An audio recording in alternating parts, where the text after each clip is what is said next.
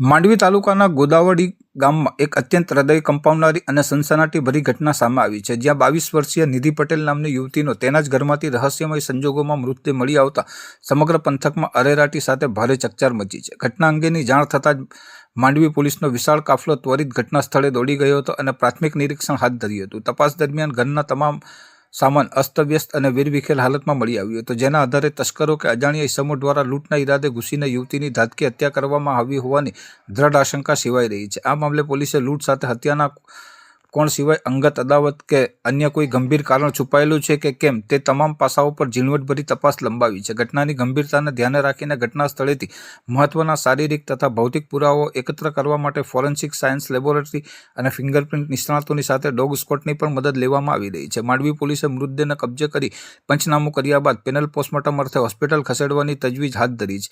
ગામની એક આશાસ્પદ અને યુવાન દીકરીની પોતાના જ ઘરમાં કરપીણ હત્યા થતાં ગોદાવડી ગામમાં ઘેરા શોકની કાલીમાં છવાઈ ગઈ છે. ત્યારે પોલીસે અલગ અલગ ટીમ બનાવીને અજાણ્યા હત્યારાઓનો સુરાગ મેળવવા ચક્રો ગતિમાન કર્યા છે અને ગ્રામજનો પણ આ સનસનાટીભર્યા હત્યાકાંડનો પોલીસ ટૂંક સમયમાં પર્દાફાશ કરી દોષિતોને કડકમાં કડક સજા અપાવે તેવી ઉગ્ર માંગ કરી રહ્યા છે. માંડવી પોલીસ સ્ટેશનનું ગોદાવડી ગામ છે, મોટું ગામ છે અને ત્યાં ગત રાત્રે એવી ઘટના બની છે કે અહીંના વાસુદેવભાઈ પટેલ જે છે એ દર્શનાર્થે ગયા હતા, એ અને એમના પત્ની અને એમની દીકરી ઘરે એકલા હતા.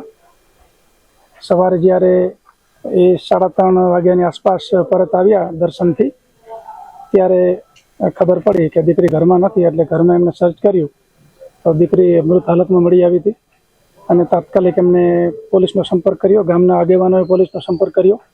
તાત્કાલિક અમારી તમામ ટીમો, થાણા અધિકારી, ડીવાયએસપી, અમારી એલસીબી એસઓજીની ટીમો આ તાત્કાલિક આવી અને પ્રાથમિક રીતે ડોગ સ્કોડ, ફિંગરપ્રિન્ટ અને એફએસએલ તમામને બોલાવી કાર્યવાહી કરી રહ્યા છીએ. અત્યારે એમની ફરિયાદ લઈ અને તપાસ અમારા માંડવી પીઆઈ વડવી કરી રહ્યા છે. અમારી તમામ ટીમ આ બાબતે સક્રિય છે. કોઈ પણ ભોગે સત્વરે ગુનો ડિટેક્ટ કરી અને કાર્યવાહી કરીશું. સાહેબ, જે ઘટના બની છે એની અંદરના રોકડા અને બીજી કઈ વસ્તુ એવું કોઈ પ્રાથમિક? હા, પ્રાથમિક રીતે તપાસ કરતા અને દીકરીના માતા પિતા છે એમની પૂછતાછ કરતા જે ઘરની અંદર તિજોરી છે, તિજોરીમાંથી કિંમતી ચીજો ગઈ છે એ અમે ફરિયાદ લઈ રહ્યા છીએ એ બાબતની. અને આના કારણો શું હોઈ શકે, જે તિજોરી જે છે એ ખોલવાની જે એમની એમો છે આ તે બધું ચેક કરી રહ્યા છે. ખાસ કરીને દીકરીને જે હત્યા કરવામાં, કયા પ્રકારની કઈ રીતે હત્યા કરવામાં આવી છે? એનું પેનલથી બહુ ગંભીર કેસ છે એટલે પેનલ ડૉક્ટરથી પોસ્ટમોર્ટમ કરાવીશું. એ બાબતે ખાસ કાળજી રાખીશું અને ડૉક્ટર જે ઓપિનિયન આપશે ત્યારબાદ ચોક્કસ ખબર પડશે કે મૃત્યુ કઈ રીતે થયો છે. પ્રાથમિક તબક્કે શું લાગી રહ્યું છે? ગળામાં પેલું જે દોરી જેવું આવે, નાળા જેવું, એ વીંટોળેલું છે, પરંતુ ફાઇનલ ઓપિનિયન ડૉક્ટર જ આપશે અને એના આધારે અમે આગળ વધીશું. હાલ જે ક્રાઇમ સીન છે અને અન્ય જે પુરાવા મેળવવાના છે, સાયન્ટિફિક ઢબે તમામ પુરાવા મેળવી રહ્યા છીએ કે જેથી કરી અને તપાસ જે છે એ સચોટ રીતે થાય.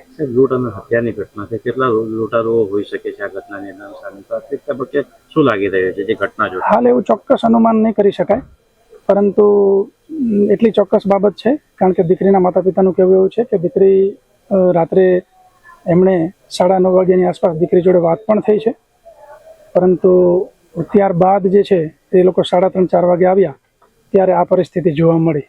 અત્યારે આપણી કેટલી ટીમ કામે લાગી છે તપાસની, કઈ દિશામાં તપાસ?